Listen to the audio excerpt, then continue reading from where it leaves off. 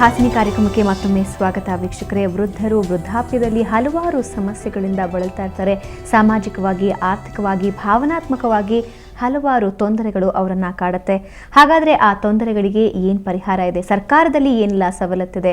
ಕಾನೂನಾತ್ಮಕವಾಗಿ ಏನೆಲ್ಲ ಬಲ ಅವ್ರ ಹತ್ರ ಇರುತ್ತೆ? ಇದೇ ವಿಷಯದ ಬಗ್ಗೆ ಇವತ್ತಿನ ಸುಹಾಸಿನಿ ಬೆಳಕು ಚೆಲ್ತಾ ಇದೆ. ಇನ್ನಷ್ಟು ಮಾಹಿತಿಯನ್ನು ರಾಜೇಶ್ವರಿ ಅವರಿಂದ ಪಡೆಯೋಣ. ರಾಜೇಶ್ವರಿ ಅವರು ಈಗಾಗಲೇ ಕಾಯ್ದೆ ಬಗ್ಗೆ ಹೇಳ್ತಾ ಇದ್ರಿ. ಈ ಕಾಯ್ದೆಯಲ್ಲಿ ಏನೆಲ್ಲ ಸವಲತ್ತಿದೆ? ನೋಡಿ, ಈ ಹ್ಯಾಕ್ಟ್ ಮೇನ್ ಆಬ್ಜೆಕ್ಟಿವ್ ಬಂದು ಈ ಓಲ್ಡ್ ಪೀಪಲ್ಗೆ ಕೇರ್ ಪ್ರೊಟೆಕ್ಷನ್ ಕೊಡೋದು. ಆಮೇಲೆ ಈ ಹ್ಯಾಕ್ಟಿಂದ obligations, duty on the children, ಅಪ್ಪ ಅಮ್ಮನ ಕೇರ್ ಮಾಡೋ ಅಷ್ಟು ಡ್ಯೂಟೀಸು ಈ ಆ್ಯಕ್ಟಿಂದ ಬರುತ್ತೆ. ಇವಾಗ ಅಪ್ಪ ಮಗನ ಮೇಲೆ ಕೇಸ್ ಹಾಕ್ಬೋದು, ನನಗೆ ಮೇಂಟೆನೆನ್ಸ್ ಬೇಕು ಅಂತ. ಇವಾಗ ಸೀನಿಯರ್ ಸಿಟಿಸನ್ ಇರ್ತಾರೆ, ಮಕ್ಕಳೇ ಇರಲ್ಲ. ಆವಾಗ ಅವ್ರ ರಿಲೇಟಿವ್ಸ್ ಯಾರು ಅವರು ಆಸ್ತಿನ ಪೊಸಿಷನಲ್ಲಿ ಇಟ್ಕೊಂಡು ಎಂಜಾಯ್ ಮಾಡ್ತಾ ಇರ್ತಾರೆ, ಇಲ್ಲ ಇವರು ಅವ್ರಿಗೆ ಗಿಫ್ಟ್ ಡೀಡೋ ಕಂಡೀಷನಲ್ ಗಿಫ್ಟ್ ಡೀಡ್ ಕೊಟ್ಟಾಗ ಈ ಥರ ನಾನು ನೋಡ್ಕೊಬೇಕು ಅಂತ ಕಂಡೀಷನ್ ಗಿಫ್ಟ್ ಡೀಡು ಏನಾದರೂ ಟ್ರಾನ್ಸ್ಫರ್ ಆ ಥರ ಕೊಟ್ಟಾಗ ಅವ್ರನ್ನ ನೋಡ್ಕೊಬೇಕಾಗಿರುತ್ತೆ. ಬೈ ಚಾನ್ಸ್ ಅವ್ರು ನೋಡ್ಕೊಳ್ಳಿಲ್ಲ ಅಂದರೆ ಈ ಆ್ಯಕ್ಟ್ ಪ್ರಕಾರ ಸೆಕ್ಷನ್ 4 ಅಪ್ಲಿಕೇಶನ್ ಟ್ರಿಬ್ಯುನಲ್, ಇದಕ್ಕೆ separate tribunal as per this act separate court constitute ಆಗಬೇಕು.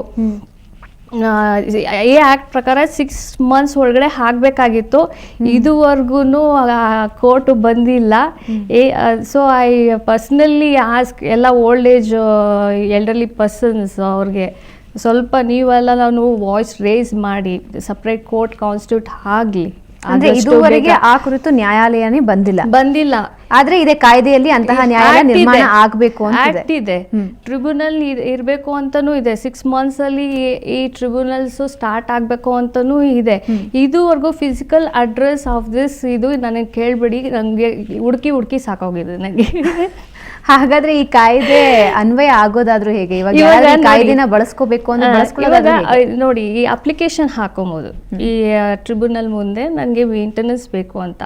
ಈ ಟ್ರಿಬ್ಯುನಲ್ಗೆ 10,000ವರೆಗೂ ಕೊಡೋ ಅಷ್ಟು ಅಧಿಕಾರ ಇದೆ monthly.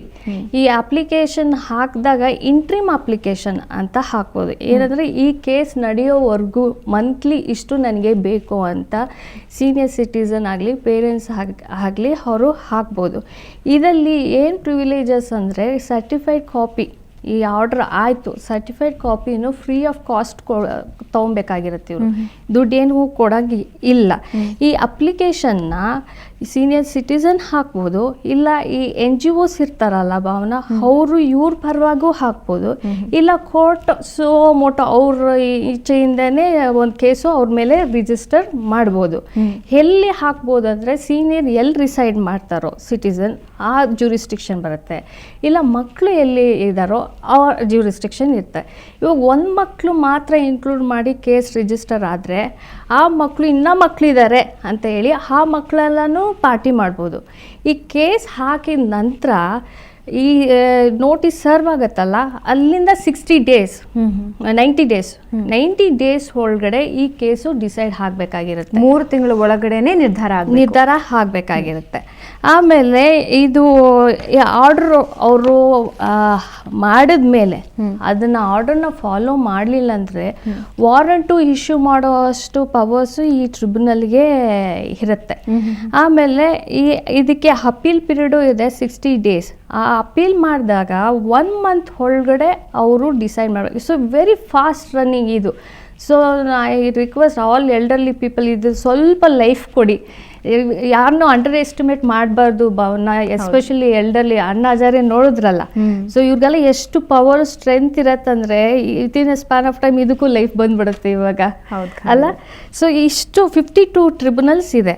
As per my collection of details, ಈ ಆ್ಯಕ್ಟ್ ಪ್ರಕಾರ ಸದ್ಯಕ್ಕೆ ಏನು ಮಾಡ್ತಾ ಇದ್ದಾರೆ ಅಂದರೆ ಈ department of disabled and senior citizens ಅಂತ ಪೋಡಿಯಂ ಬ್ಲಾಕಲ್ಲಿದೆ, ಅಲ್ಲಿ ನೀವು ಅಪ್ಲಿಕೇಶನ್ ಕೊಡ್ಬೋದು. ಈ ಆ್ಯಕ್ಟ್ ಪ್ರಕಾರ ಅಡ್ವೊಕೇಟ್ಸ್ನ ಎಂಟರ್ಟೈನ್ ಮಾಡಲ್ಲ. ಸೊ ಅಲ್ಲಿ ಮೇಂಟೆನೆನ್ಸ್ ಆಫೀಸರ್ ಅಂತ ಒಂದು ಪೋಸ್ಟ್ ಇರುತ್ತೆ, ಅವರು ಮಾತ್ರ ಇವ್ರ ಪರವಾಗಿ ಕೇಸ್ ಕಂಡಕ್ಟ್ ಮಾಡ್ಬೋದು. ಅವ್ರು ಬಂದು ಡಿಸ್ಟ್ರಿಕ್ಟ್ ಸೋಷಿಯಲ್ ವೆಲ್ಫೇರ್ ಆಫೀಸರ್ ಆಗಿ ಇರ್ತಾರೆ. ಈ ಟ್ರಿಬ್ಯುನಲ್ಗೆ ಬಂದು ಅಡ್ಮಿನಿಸ್ಟ್ರೇಟಿವ್ ಆಫೀಸರ್ ಬಂದು ಡಿಸ್ಟ್ರಿಕ್ಟ್ ಮ್ಯಾಜಿಸ್ಟ್ರೇಟ್ ಹಾಕ್ತಾರೆ. ಈ ಟ್ರಿಬ್ಯುನಲ್ಗೆ ಕಂಡಕ್ಟ್ ಮಾಡುವಂಥ ಆಫೀಸರ್ ಬಂದು ಸಬ್ ಡಿವಿಷನಲ್ ಆಫೀಸರ್ ಆಗಿ ಇರ್ತಾರೆ. ಸೊ ಈ ಥರ ಆಫೀಸರ್ಸು ಇದರಲ್ಲಿ ಕೆಲಸ ಮಾಡ್ತಾ ಇರ್ತಾರೆ ಭಾವನಾ. ಅದು 52 ಟ್ರಿಬ್ಯುನಲ್ಸ್ ಇದೆ ಅಂತ ಹೇಳ್ತಾರೆ, ಗೂಗಲಲ್ಲಿ ಇದೆ. ಬಟ್ ಫಿಸಿಕಲಿ ಅಡ್ರೆಸ್ ಕೇಳಿ ಯಾರೂ ನಮಗೆ ಡೀಟೇಲ್ಸ್ ಕೊಡ್ತಾ ಇಲ್ಲ. ಈ NGOs ಎಲ್ಲನೂ ಅಷ್ಟೇ, ಅವರು ದುಡ್ಡು ಕಲೆಕ್ಟ್ ಮಾಡೋಕ್ಕೆ ಡೋರ್ ಟು ಡೋರ್ ಹೋಗ್ತಾರೆ. ಈ ರೈಟ್ ಬಗ್ಗೆ ಯಾಕೆ ಹೇಳಲ್ಲ ಅಲ್ವಾ? ಈ ರೈಟ್ ಬಗ್ಗೆ ಹೇಳಿ ನೀವು ಕಂಟೆಸ್ಟ್ ಮಾಡಿ ಅಂತ ಎಷ್ಟು ಕೇಸಸ್ ಇವರು ಕಂಟೆಸ್ಟ್ ಮಾಡಿದ್ದಾರೆ. ಆ್ಯಕ್ಚುಲಿ ಇವ್ರು ಮಾಡ್ಬೋದು, NGOs ಆನ್ ದಿಸ್ ಅವ್ರ ಬಿಹಾಫ್ ಅವ್ರ ಕೇಸು ಕಂಟೆಸ್ಟ್ ಮಾಡ್ಬೋದು. 5 ಕೇಸು ರಿಜಿಸ್ಟರ್ ಆಗಿಲ್ವಂತೆ ಭಾವನಾ. ಎಷ್ಟು ಪಥೆಟಿಕ್ ಅಲ್ಲ? 5 ಕೂಡ 5 ಇಲ್ಲ. ಏನಾಗತ್ತಂದರೆ ಮೋಸ್ಟ್ ಆಫ್ ದ ಟೈಮ್ ಈ NGOsಗೆ ಹೋದಾಗ ಅವ್ರು ಏನು ಮಾಡ್ತಾರೆ, ಮೀಡಿಯೇಷನ್ಗೆ ಕಳಿಸ್ಕೊಡ್ತಾರೆ. ಕನ್ಸಲೇಷನ್ ಆಫೀಸರ್ ಸಿದ್ದಯ್ಯ ರೋಡಲ್ಲಿ ಅಲ್ಲಿ ಕೌನ್ಸ್ಲಿಂಗ್ ಮಾಡಿ, ಕೌನ್ಸ್ಲಿಂಗಲ್ಲೇ ಎಲ್ಲ ಇದಾಗತ್ತೆ. ಯಾಕಂದರೆ ದೊಡ್ಡವರು ಯಾವಾಗಲೂ ಫಾರ್ಗಿವ್ ಮಾಡೋದಲ್ಲೇ ಇರ್ತಾರೆ, ಕಂಟೆಸ್ಟ್ ಮಾಡೋಕ್ಕೆ ಹೋಗಲ್ಲ. ಏನೋ ಒಂದು ಚೆನ್ನಾಗಿ ಇರಲಿ ಮಕ್ಕಳು ಅಂತ ಲಾಸ್ಟ್ ಫ್ಯಾಗ್ ಆಫ್ ದ ಎಂಡ್ ಅವ್ರ ರೈಟ್ ಎಕ್ಸಸೈಸ್ ಮಾಡೋಕ್ಕೆ ಸ್ವಲ್ಪ ಇದು ಮಾಡ್ತಾರೆ. ಸೊ ಅವ್ರಿಗೆಲ್ಲ ಸ್ವಲ್ಪ ಆ ಜೋಶ್ ಬರಬೇಕು ಅವ್ರ ರೈಟ್ಸ್ನ ಕಂಟೆಸ್ಟ್ ಮಾಡೋಕ್ಕೆ. ಸೊ ಕೌನ್ಸ್ಲಿಂಗಲ್ಲಿ ಇದು ಆಗೋಗುತ್ತೆ. So this all the ways ಅವ್ರ ರೈಟ್ ಕಂಟೆಸ್ಟ್ ಮಾಡೋಕ್ಕೆ. ತುಂಬ ಅದ್ಭುತವಾದಂತಹ ಮಾಹಿತಿ. ಅಂದರೆ ಈ ರೀತಿ ಒಂದು ಕಾಯ್ದೆ ಇದೆ ಅಂತ ಇದುವರೆಗೂ ತುಂಬ ಜನಕ್ಕೆ ಗೊತ್ತಿಲ್ಲ ರಾಜೇಶ್ವರಿ ಅವರೇ. ಅದ್ರ ಬಗ್ಗೆ ಸಾಕಷ್ಟು ಮಾಹಿತಿ ತಿಳಿಸ್ಕೊಟ್ರಿ, ಧನ್ಯವಾದ. Thank you Bhavana. ವೀಕ್ಷಕರೇ, ನೋಡಿದ್ರಲ್ಲ, ವಯೋವೃದ್ಧರಿಗೆ ಎಲ್ಲ ರೀತಿಯ ಸವಲತ್ತುಗಳನ್ನು ಕೂಡ ನೀಡಲಾಗಿದೆ. ಈಗಾಗಲೇ ಸರ್ಕಾರದಲ್ಲಿ ಕೂಡ ಹಲವಾರು ಸವಲತ್ತುಗಳಿವೆ. ಹಾಗೆ ಕಾನೂನಾತ್ಮಕವಾಗಿ ಕೂಡ ನೀವು ನಿಮ್ಮ ಮಕ್ಕಳಿಂದ ಅಥವಾ ನಿಮ್ಮ ಆಸ್ತಿಯನ್ನು ಅನುಭವಿಸ್ತಾ ಇರೋ ವ್ಯಕ್ತಿಗಳಿಂದ ಜೀವನಾಂಶವನ್ನು ಪಡ್ಕೋಬಹುದು. ಈ ಮೂಲಕ ನಿಮ್ಮ ಜೀವನ ಶಾಪ ಅಲ್ಲ, ಅದು ಆ ಹಸನಾದ ಸಮಯವನ್ನು ತುಂಬ ಸುಖಕರವಾಗಿ ಕಳೆಯಬಹುದು. ಇದು ಇವತ್ತಿನ ಸುಹಾಸಿನಿ. ಕ್ಷಣ ಕ್ಷಣದ ಸುದ್ದಿಗಾಗಿ ನೋಡ್ತಾ ಇರಿ ಸುವರ್ಣ ನ್ಯೂಸ್ 24/7.